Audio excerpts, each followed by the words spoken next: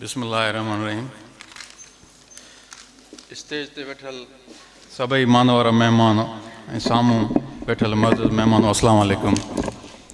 सभ खां पहिरें मां अवां सभिनी जो थोराए थो आहियां जो अवां ख़ैरपुर यूथ ऑर्गेनाइज़ेशन जे सॾ ते असांखे मान ॾिनो।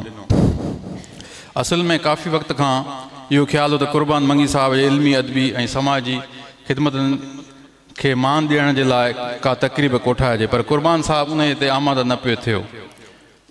हिन दफ़े असां खेसि मञाए वरितो ऐं ॾाढी ख़ुशी थी त तमामु घणा मौज़ ऐं मोतबर महिमान असां सां गॾु आहिनि।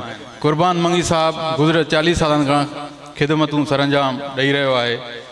अदब, अशात, तइलीम, समाजी ख़िदमत, सक़ाफ़ती इदारा, उहे सभु शयूं क़ुर्बान मंगी साहब जे तोइल महिनत जा गवाह आहिनि।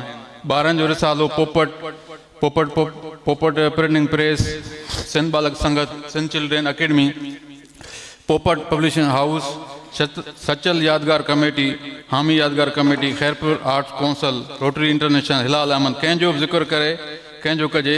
बहरहाल असांजा मौजूद अदीब ऐं ॾाहा बि वेठा आहिनि, उहे वधीक मंगी साहब जी ख़िदमत में रोशनी विझंदा।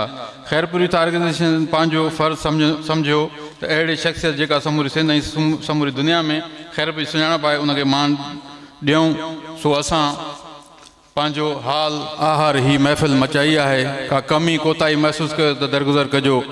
मां हिकु दफ़ो ॿीहर सभिनी मौजूद महिमान ऐं सहाफ़ी दोस्तनि जो थोराए थो आहियां। ख़ासि थोरा मुल्क जे नामियार आर्टिस्ट जनाब आसिफ़ सेमाब ऐं संदसि घरवारी गज़ल जेकी मक़बूल गायका मोहतरम राहिला आसिफ़ सेमाब साहिबा जा, जेके ख़ासि तौर जो के प्रोग्राम में शरीक थियण लाइ कराची खां कोई आया आहिनि।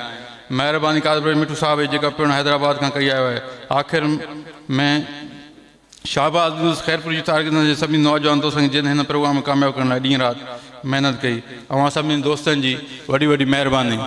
अस्सलाम वालेकुम।